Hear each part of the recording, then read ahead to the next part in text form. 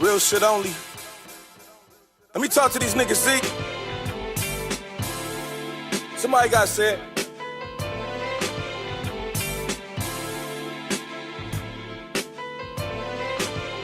Shit. You niggas run the IG for inspiration, cause your immediate circle ain't good for shit but hating. How you hustling just to get complacent? Of just life in general, not just necessarily basketball, but friendship, family life, sagging off. Like, people know you going to the league. Did people look at you different? Like, what was the feeling of like, that's Draymond? Like, you know, and did you know what was about to happen? I didn't really get the feeling of, oh, I'm about to go to the NBA until like maybe December my senior year. Beginning of December, end of November, I walked into my assistant coach office like, man, D, I think this is my last year hooping. I ain't had no traction. This is my last year hooping because I ain't going overseas. I'm going to be homesick. I can't go over there and play no basketball. This is it for me. He like, man, shut up. You get drafted. Shut up. I'm like, I don't think so, D, but I ain't going overseas. To then be on the verge of making it, it was like, oh, wow, like this is incredible. Like, I've had all these years growing up, this dream of like, man, like it's right there for me. I wasn't one that really dealt with the people coming out of the woodworks or having to deal with a lot of outside stuff in my city because my mama don't play that. Yeah. Like, yeah. All right. he don't owe none of y'all nothing. Don't ask him. Right. If she find out y'all ask me, it's going, oh, hell, people right, terrified right, that. right, My right. grandma for years would be like, Daddy, can you do this for me? But don't tell Tutu. Grandma, you can tell Tutu all you want. All you want, yeah. I don't care. You're Like, right. this my grandma. Right. But like, my mom don't play that. Like, Yeah. and it wasn't going to be a bunch of hanger-ons. It wasn't going to be a bunch of people around me that act like, oh, I did this for you, because my mama wasn't going to let you do it. Right. I remember there was an I won't put no names out there because they still work in the basketball scene, but there was an AAU coach that came to my door. Maybe I was like 13, 14, maybe 14, possibly 15, somewhere in there. Came to my door with like a bunch of Adidas shoes. Adidas or Reebok shoes, bunch of shoes. We ain't had shit. Bunch of shoes. Like, we really want Draymond on the team. My mom was threw them shoes in his face. You don't get out of here. Yeah. He ain't playing for you. I know how y'all take advantage of these kids. Get away from my door and don't come back. Man. So I didn't have like the hanger-ons that's thinking they about to get on, because my mama wasn't going for that. So for me, and coming to that realization that I'm about to make it, the only people that was around me, it was love. Because you already had been vetted so tough if you were going to be around me by my mom. There was no ill willers anywhere near, because she never was going for it at any stage. By the time I get to the league, that shit was shut down so long ago. Then as you grow, you start to separate from your mom, right? As you become a man. And then that's where stuff starts to creep in. Because you ain't got that protector shielding everything no more. Now you got to fend for yourself. And I took my lumps, you know what I'm saying? I found some stuff out, figured some things out, but I ain't have to deal with that like a lot of these kids have to deal with that now. Yeah. Right. Because, like you see the thing with Jaden Daniels' mom. Like, saying who he gonna date at 24 could be a little, but I get where she coming from. Right, Like, my mama right. was like that. Right, You know what I'm right. saying? Like, I get it. When I see some of these kids' moms around, I be like, oh, that's going to go wrong because you holding on too tight. As tight as my mom held on, it was never like that. Like, she always encouraged being your own man. I'm not about to be a man for you. Right. Right? And I see some of these kids' moms, like, not letting them be a man. I'm like, yeah, that's going to go wrong. That's going to go wrong fast. But my mom was very much so like that, but it was never like, no, but you, every turn you got to be your own man, bro. Like I can't be that for you. And so, man, it was that was kind of it for me. You know what I'm saying? I ain't really had those types of horror stories or like people changing up because you just have been too heavily vetted already. By my mama. Right. You told me a story one day. We talked about how it feels when a parent would come up to you and be like, "Hey, we love you, Draymond. My son plays just like you." And you gave me your thoughts on we talked about that on the Football Sunday. You gave me your thoughts on what goes through your mind when a parent says that to you. Talk to us about that a little bit. When a parent come to me today and be like, "We watch y'all game we watch all y'all games with the Warriors. My son played just like you." In my mind, I'd be like, "Your son fucking sucks." And the reason being is because at 14, your son shouldn't be setting screens, fucking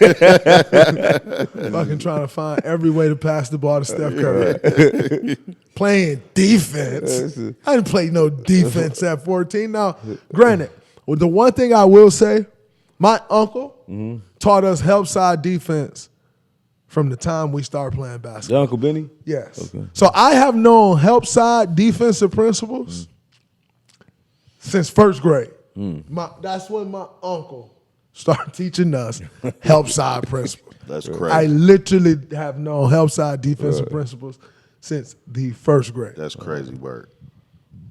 However,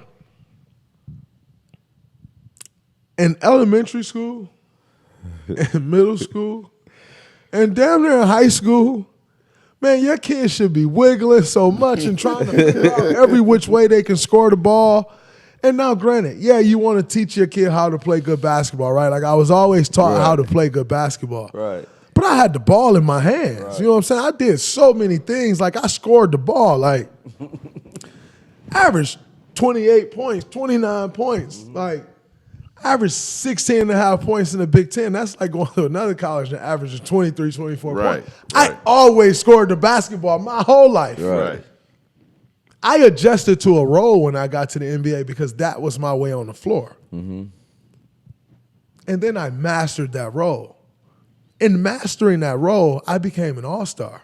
And mastering that role, I've put myself in contention to be in the Hall of Fame by mastering what I did. But by no means am I just your typical role player, though. Like it just ain't that. And that's why people can't really wrap their mind around it because I'm a role player, but I'm not. Like, and so it's like people can't really wrap their mind around why. Like, what is this? Like, they don't get it. And I get why they don't get it because, like, most people don't really know basketball. Like, the collective basketball IQ on this earth is fucking low. And people think it's high. And that's what kills me because collectively on the planet Earth, the basketball IQ is fucking low. And so people just can't make it out. But for a parent to come to me now and be like, "Yeah, my son played just like you," I'm like, "Yeah, your son don't have a chance at making it." Because if they're playing like me right now, and they're 14, there's so many things that they're not learning how to do that they're going to need to know how to do in order to make it to this level. You're probably glorifying your son right now to be a Division III basketball player at best if you got your son playing like me right now. Because Tom Izzo not going to walk in the gym and watch him playing like that and be like, "Okay, yeah, I need Draymond," because Draymond wasn't that for Tom Izzo. Like, Draymond for Tom Izzo is a whole different thing. So if you think that your son play like me today and Tom Izzo going to walk in that gym and be like, "Oh yeah, I need him. That's my next Draymond." No. Tom Izzo's walking into the kid that played like Draymond used to play and saying, "That's my next Draymond." Not the kid that played like Draymond in 2025. Like, your kid stinks. So I always find it interesting when people come up to me and they be like, and I take it as a compliment. I think it is a compliment. But in my mind, and every time I'm with my friends, and somebody comes say that, and it's to the point now where I walk away from my friends and somebody say it, and I don't even have to say a word. You know what my friends say? They kids suck. They already know. The kid sucks. And then kid stinks. And then there's a flip. And then there's a flip side to that. How many guys have you seen get to the league that want to do everything, right? But all we need you to do is just this one thing. Yeah. Well, there's a flip side to that, but nowadays, no, you better be able to more. That's a fucking lie. Okay. People say you need to be able to do one thing to get to the NBA, and that's bullshit. No, once you there when they find the role for you, and they be like, okay, The role on that team. we just need you to be scrappy, play defense and rebound, and you can be in the league for 12 years. Don't fool yourself. Like, yeah, you need to be able to do that at an elite level to hang your hat on that for 12 years. Right. But you better be able to dribble. Okay. You can't play in this league and not be able to put the ball on the floor. Because somebody pressure you and you turn that motherfucker over, you coming out. If you keep coming out because you keep turning the ball over, well, guess what? You're going to get out the league fast. So Right. that's overstated. What it is like you're elite at one thing. So like, Okay, I got you. like, I'm elite defensively. I'm an elite passer. Right. I have an elite IQ. When people say you need to be able to do one thing, you better be elite at one thing. But you better know how to do the other things. I Like, got you. if there's one skill today that you can hang your hat on aside from anything, but even that's like kind of gotten pushed back a bit, is shoot. Right. But even the guys that was just shooting a few years ago, they've learned how to put that ball in because you have to. Right. You have to. And so, yes, I get what people are saying. When people say that, that is true to a certain extent. Like, you better have one thing that you hang your Steph Curry hangs his hat on shooting a basketball. Right. But by no means is that all Steph Curry does on the floor. Right. Like, now, Steph is the elitist, right? But we can go somewhere else. They want to so badly put Steph into this spot up out. I'll give you this. Let's give you this one, for example. Like, AJ Green for Milwaukee. He is a three-point specialist. Right. That's what he do. That's what I'm saying. Okay. That kid's 6'5", big as hell. Right. And he defend. Right. And he could put the ball on the floor, 1 or 2 dribbles. Right. But he ain't going to break nobody down. Take AJ Green to the playground in the summer. I bet you he start putting the ball on the floor and bust everybody ass in front of him. It's different, man. People see you play in the NBA and they be like, oh, man, that guy don't dribble. You take him to your local park, he going to bust everybody ass there. Like, it's just But to be able to do that in the NBA game, you're playing against an elite defender. Right. So if your ball handling ain't elite, I'm not letting you get that off. Right. So then guess what you do then? That's when you go hang your hat on your one elite thing. One elite thing. I got you. But by all means, you better be able to do more than one thing, or I don't care what that one thing is. You ain't getting to this league.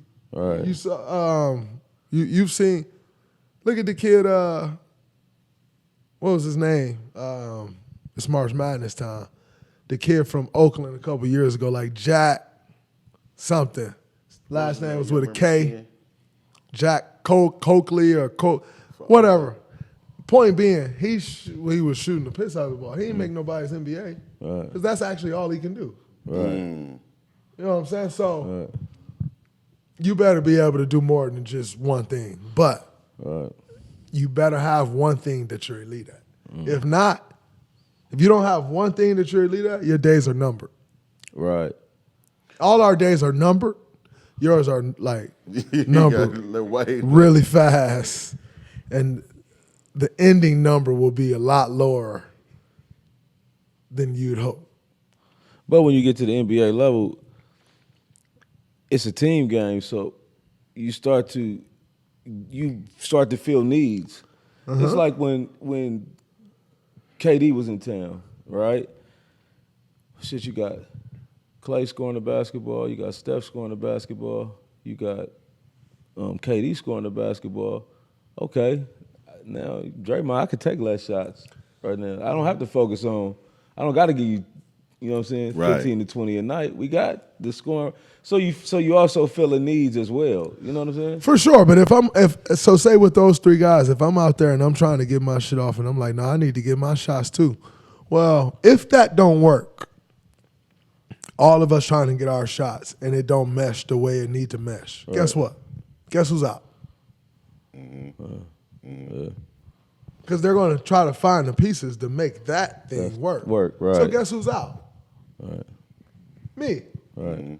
So let me just do what I need to do to make it work. Right. And be elite at that. Right. And that was kind of my focus. And so, yeah, you get to the league and, like, you have to fill a role for sure. They not giving it, like, they not. Some people don't, most people don't have plays in the playbook for them. Right. So you're not going to consistently score every night because it's not set up for you to consistently score every night. But some nights, you'll get more opportunities than others. Right. Like, that's just the flow of the game. But every night, it's set up for Steph Curry to go score. Right. Like, our offense is set up for every night. He know where his shots is coming from, and rightfully so. I'm not saying that as a negative. I'm just saying this is how the NBA works. And that's on every team. It's Steph Curry on this team. It's now Jimmy Butler on this team. It's Cade Cunningham on Detroit. It's LeBron James and Luka. Like, that's on every team. Right. It's set up for a couple guys to score, and then everybody else, you figure out how you can score within that. Right. And that's just how it works. Then you may have a six-man off the bench that come in, and some things are set up for him to score. And then you develop a skill set around that so that then now coach can say, all right, we're running this pin down for Moses Moody to get up, come off and get a 3-point shot. Right. So you develop the skill set around that. And that's kind of how it works. Right. Like, when you guys finally got on that court together and we saw what was brewing, it was like, we've never seen this before, right? These guys are drafted for one.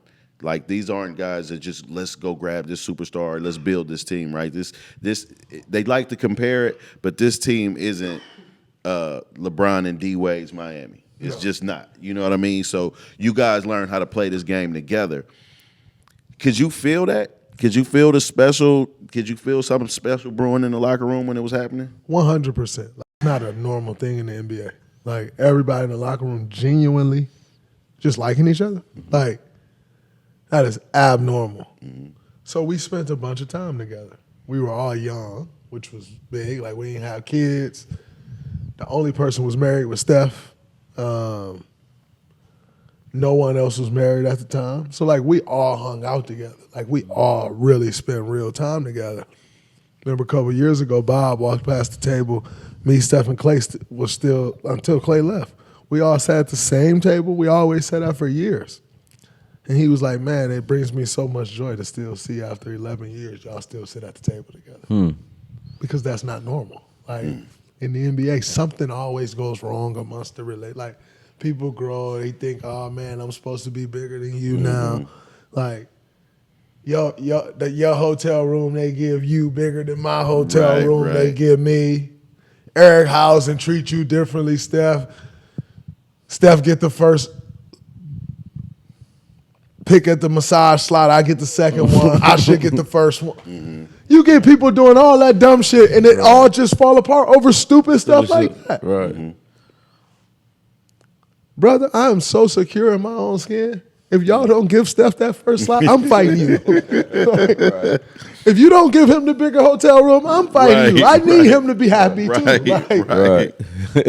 Like, but people get so into themselves in this league that we're in, and they start arguing over stuff like that. And it all falls apart. It never gets a chance to go because they argue over stuff like that. That was never us.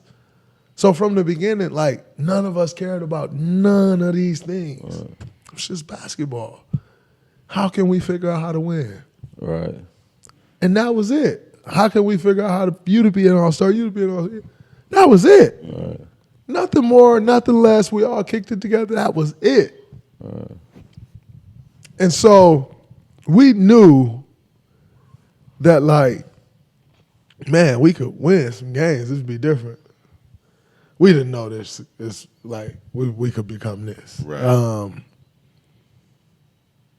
like Mark Jackson, the bar was so low here that Mark Jackson spoke about getting to the playoffs and like changed the mindset.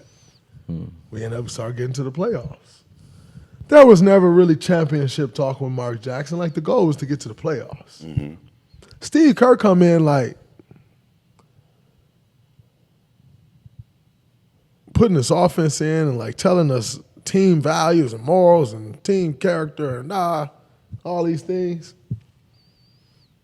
And then very quickly, he starts talking about winning a championship. We're like, oh. Whoa, what the hell he talking about, man? Anybody been thinking about winning championships here? Like, talking about. And this dude just start talking like, he see that like, oh, this team got a real chance to be good. He immediately like, yo, this team could be special. Right. Like you can win. This team can win championships. Right. We didn't know to believe that because there was nobody had won here. Bogut hadn't won. Steph hadn't won. D. Lee hadn't won. They all had success. Right. But like that just wasn't the thought. Also, I'll take it a step further though. I said this recently. The talk around winning a championship was not spoke about how it's spoken about today until we start winning all the championships. Because in people's mind, it just didn't make sense. How are they dominating? Right. Jump shooting teams ain't supposed to win. Steph too small to be a guard that leads you. Steph too small to be a lead guard, ball dominant guard that leads you to the NBA Finals. Only Isaiah Thomas that size has ever done it. I'm too small to be playing power forward. Klay too light skinned. So in other words, that means he's soft. Right. People quickly find out Klay tough as nails, but originally they see him, he too light skinned, he's soft. So in their minds, it just like in people's mind, they couldn't fathom like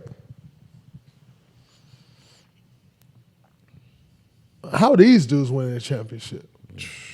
So in turn, it's like people ain't successful unless they win a championship now. Because we made it look so easy. Right. Championships were never spoke about like that before we started winning. I know. I've been around it. There were always a couple people that you like, yo, they gonna be in the finals, you gonna watch like that. But people weren't, their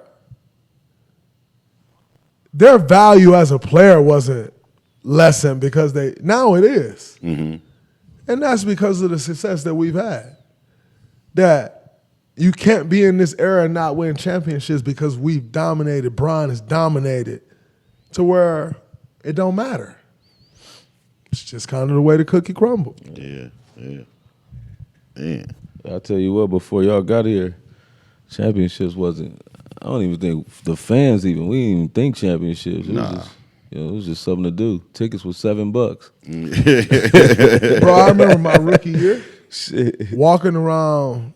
There was a group that had to walk around downtown and pass out free tickets, and there was people that had to walk around on the bar. I mean, they had to get on the bar and give out free tickets. That was like one of our team activations. You can't believe how many people. I ain't coming to that game. Right. Keep them tickets. We ain't coming to that game. Y'all crazy. Going to see no Warriors play. It was crazy, man. Even the We Believe years. It was a great time, but we lost. Also, Marshawn, when I first got drafted here, Beast Mode, Oakland's own, laughed in my face. Right after I got drafted here, Lamar told Marshawn, he said, Draymond going to the Warriors. He just got drafted by the Warriors. He said, y'all suck. The Warriors always suck, bud. They suck my whole life. Y'all always going to suck. I'm like, no, we going to win now. I'm there. Now, y'all suck, blood. The Warriors always suck. Like, right. Real shit only. Let me talk to these niggas, Zeke. Somebody got said.